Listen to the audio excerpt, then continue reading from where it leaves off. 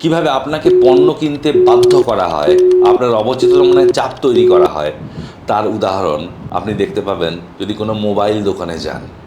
Mobile দোকানে দেখবেন যে মোবাইল ফোনটা একদম 90 ডিগ্রি অ্যাঙ্গেলে দাঁড় করানো রয়েছে, অর্থাৎ সেখানে আপনি দাঁড়িয়ে ফোনটাকে দেখতে পাবেন না। ফোনটাকে ঠিকঠাকভাবে দেখতে গেলে আপনাকে ফোনটা হোল্ডার থেকে তুলে, ডিসপ্লেতে যে ফোনটা রাখা আছে সেটাকে হোল্ডার থেকে তুলে আপনাকে দেখতে হবে। অর্থাৎ কোম্পানি চায় যে আপনি হাত দিয়ে সেই পণ্যটাকে অনুভব করুন, ফিল করুন। যখনই আপনি সেই পণ্যটাকে, যেটা 90 ডিগ্রি অ্যাঙ্গেলে থাকার জন্যে আপনি তার ডিসপ্লেটা দেখতে পাচ্ছেন না, হাতে করে ভালো করে তুললেন, দেখলেন, তার স্পর্শ নিলেন, তখন সেই পণ্যের ওপরে একটা মায়া জন্মে যাবে এবং খুবই সম্ভাবনা থাকে আপনি পণ্যটা কিনে নেবেন। এইভাবে বলতে পারেন it's a kind of psychological blackmailing. নমস্কার, আমি অভিক। আমার ছোট্ট ফেসবুক পেজে এবং ইউটিউব চ্যানেলে সবাইকে স্বাগত। বিখ্যাত সাহিত্যিক সুনন্দ অর্থাৎ নারায়ণ গঙ্গোপাধ্যায় একবার বলেছিলেন, আমার খুব প্রিয় এই কোটেশনটি, যে বিজ্ঞান দিয়েছে বেগ, কেড়ে নিয়েছে আবেগ। সত্যিই আমাদের জীবনে আবেগের কোনো জায়গা নেই। সেই মানুষটাই তত বেশি কষ্ট পায় যে আবেগ বা ইমোশনকে প্রাধান্য দেয়। খেয়াল করে দেখবেন বন্ধুরা, আমাদের আবেগ অর্থাৎ হৃদয়ের স্থান কিন্তু মাথার নিচে। অর্থাৎ ঈশ্বর যেন কোথাও বলতে চাইছেন যে সবার উপরে মাথা। মাথা মানে হচ্ছে লজিক, রিজনিং, যুক্তি, বুদ্ধি। তো যুক্তি এবং বুদ্ধি দিয়ে যদি কোনো কাজে আপনি অ্যাপ্লাই করেন তাহলে আপনাকে কষ্ট পেতে হবে না। তো আমরা যারা একটু বোকা ধরনের মানুষ, তারা অনেক সময় আবেগ দিয়ে ভেবে ফেলি, and we have to suffer. আমরা কষ্ট পাই। কর্পোরেট ওয়ার্ল্ডে আমরা প্রত্যেকেই মানুষ নই, আমরা হচ্ছি কমোডিটি। আমরা প্রত্যেকে হচ্ছি একটা করে পণ্য, এবং প্রত্যেকটা সম্পর্ক দাঁড়িয়ে থাকে লাভ লোকসানের হিসেবে। আচ্ছা, আমরা আমাদের সন্তানকে বড় করি, এটা কি নিঃস্বার্থ? কোথাও সন্তানকে বড় করার পেছনে আপনি যে পরিশ্রম বা অর্থ দিচ্ছেন, is it not an investment? আপনি অবশ্যই সন্তানকে বড় করেন একটা এক্সপেকটেশন থেকে যে সন্তান জীবনে বড় হলে, উপার্জন করলে আপনাকে দেখবে। সুতরাং পিতামাতার সাথে সন্তানের সম্পর্কটাও কিন্তু একটা commercial relationship. Marriages are made in heaven পৃথিবীর সব থেকে জঘন্য কথাগুলোর মধ্যে একটা। প্রত্যেকটা বিয়ে কিন্তু হচ্ছে একটা ব্যবসা, যেখানে দুপক্ষই বুঝে নেয় যে লাভ আর লোকসানের হিসেব। অর্থাৎ একজন মেয়ে বা একটি ছেলে, সে আগে দেখে যে ওইসব প্রেম বাজে কথা, আগে কি করেছি ওগুলো সব ভুলে যান।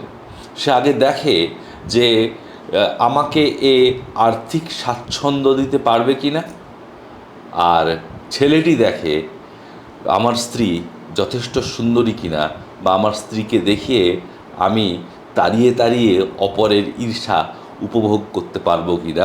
এক মুঠো স্বপ্ন চেয়ে হাত বাড়িয়েছিলাম, জীবন ছিল বড় বেরং, শুরু হারিয়েছিলাম।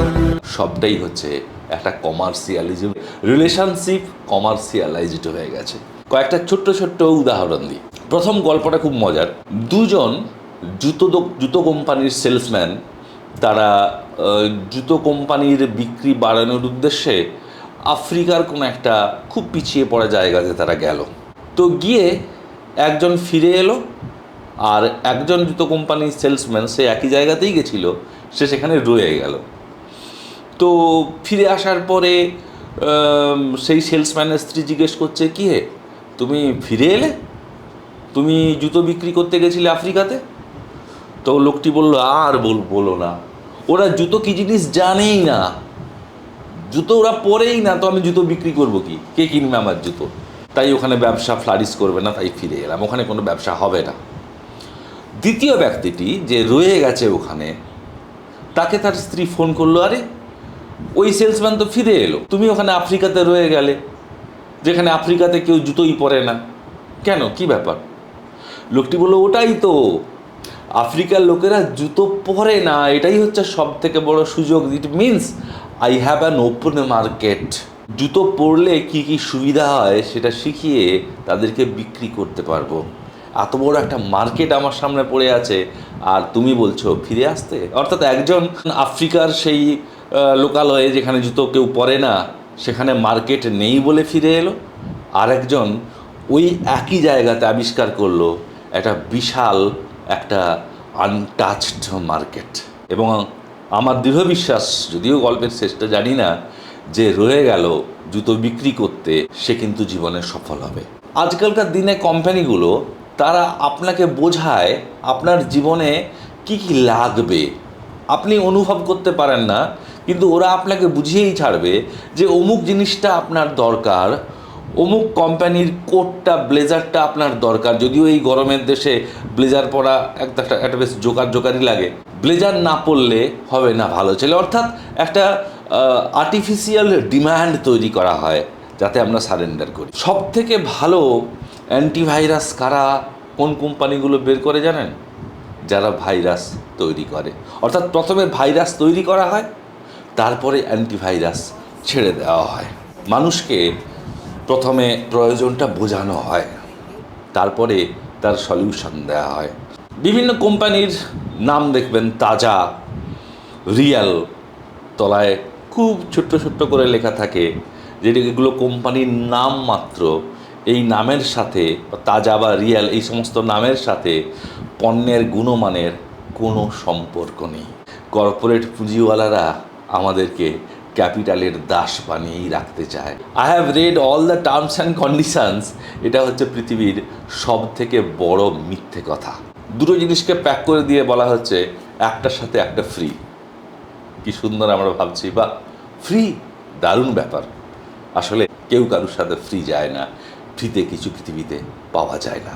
কোনো সুপার মার্কেটে গিয়ে দেখবেন আরেকটা জিনিস, যে জিনিসের দাম লেখা থাকে একটা অদ্ভুতভাবে, 499 টাকা, 999 টাকা, 1999 টাকা।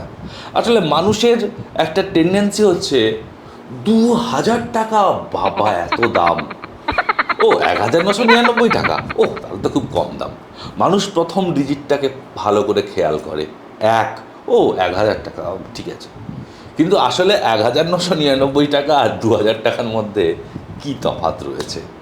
এইভাবে পণ্য কিনতে গিয়ে আমরা নিজেরাই অজান্তে পণ্য হয়ে উঠি। কোনো একটা কোম্পানির জিনিস আপনার দীর্ঘদিন ব্যবহার করছেন, আপনার ইচ্ছে হচ্ছে নতুন কোনো টুথপেস্ট আপনি ব্যবহার করবেন।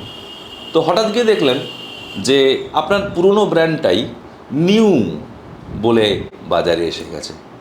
আপনি ভাববেন বাহ, দারুণ তো, দেখি তো আমার পুরনো ব্র্যান্ডটা একদিন যাতে আমি ব্রাশ করছি সেই পেস্টটা নিউ, মানে কতটা নিউ হয়েছে। আসলে বন্ধুরা, কিছুই নিউ হয়নি। যেটা হয়েছে সেটা হচ্ছে নতুন বোতলে পুরনো মদ দেওয়া হয়েছে। বিজ্ঞাপন কি করে? একটা প্রয়োজন তৈরি করে।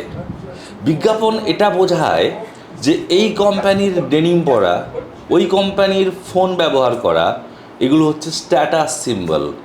যদি আপনি এগুলো না করেন তাহলে কিন্তু আপনি পিছিয়ে পড়েছেন। বিজ্ঞাপন আপনাকে এটা বোঝায় যে সৌন্দর্যের আরেক নাম হচ্ছে উজ্জ্বল ত্বক। সহজ কথায় বললে ফর্সা ত্বক।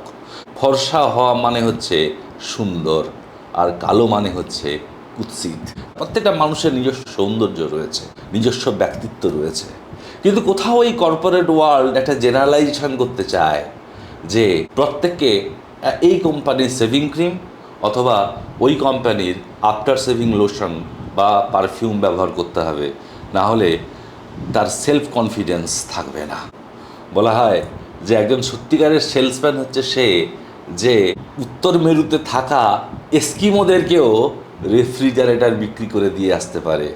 সেই এস্কিমোটাও রেফ্রিজারেটর কিনছে স্ট্যাটাস সিম্বল হিসেবে, যদিও সে যেখানে বাস করে সেখানে সবসময় মাইনাস টেম্পারেচার থাকে, রেফ্রিজারেটরে কোনো প্রয়োজন নেই। আর যেটা বলার সেটা হচ্ছে যে পণ্য অথবা মানুষ আর পণ্য একাকার হয়ে গেছে। জগতে টিকে থাকতে গেলে ইউ শুড বি আনপ্রেডিক্টেবল। লোকে যেন আপনাকে গেস করতে না পারে। কোথাও একটা ব্যক্তিত্বের ছাপ রাখতে হবে, কম কথা বলতে হবে, একটা রহস্যময়তার মোড়কে নিজেকে মুড়ে ফেলতে হবে। যার বেস্ট এক্সাম্পল হচ্ছে আইফোন। সেই অর্থে আইফোন 13, আইফোন 14 বিশেষ কোনো তফাৎ নেই, শুধু সংখ্যাগুলো বদলায়। আইফোন পণ্যতে এসে সামান্য কিছু ক্যামেরার পরিবর্তন হয়েছে, এরপরে সেপ্টেম্বরে আইফোন 16 লঞ্চ হবে। কিছুই প্রায় চেঞ্জ হবে না, কিন্তু অনেক কিছু চেঞ্জ হয়ে যাবে। চেঞ্জ হয়ে যাবে আমাদের মানসিকতা। কারণ আইফোন কখনোই বলে না অ্যাকচুয়ালি সে কী চায়, বা তার ভেতরে কত মেগাপিক্সেল ক্যামেরা রয়েছে, কত ব্যাটারি রয়েছে, কিছুই বলে না।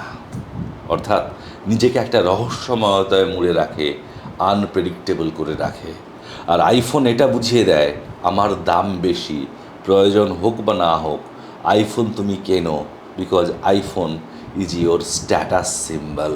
একজন কবিও দেখবেন ভীষণ হিসেবে পাবলিশারের কাছ থেকে প্রত্যেকটা পয়সার হিসেব সে বুঝে নেয়, কিন্তু বাইরে যখন বেরোয় লেকচার মারে তখন মাথার চুল এলোমেলো, একটা পাঞ্জাবি আর একটা এলোমেলো কুঁচকে যাওয়া একটা পাজামা পরে ঘুরে বেড়াচ্ছে, যেন এই বাস্তব জগতের সাথে আর কোনো সম্পর্কই নেই। এটাই হচ্ছে কেয়ারফুল কেয়ারলেসনেস। অর্থাৎ আমি ভীষণভাবে কেয়ারফুল আমার কেয়ারলেস লুকটা মেনটেন করার ব্যাপারে। এটাই হচ্ছে প্রিটেনশন। যে যত ভালো অভিনয় করতে পারবে এই পৃথিবীতে, তত বেশি সে টিকে থাকবে। শেক্সপিয়ার তো কবেই বলেছেন যে জীবনটা হচ্ছে একটা রঙ্গমঞ্চ। when we all are actors, we have our exits and entrances. অভিনয় আমাদের সবাইকেই করতে হয়, শুধু জোকারকে দোষ দিয়ে লাভ নেই, বেচারা মুখোশ পরে আছে বলে। আমাদের প্রত্যেকেরই মুখোশ আছে, কারুরটা দেখা যায়, কারুরটা দেখা যায় না। ভালো থাকবেন, নমস্কার।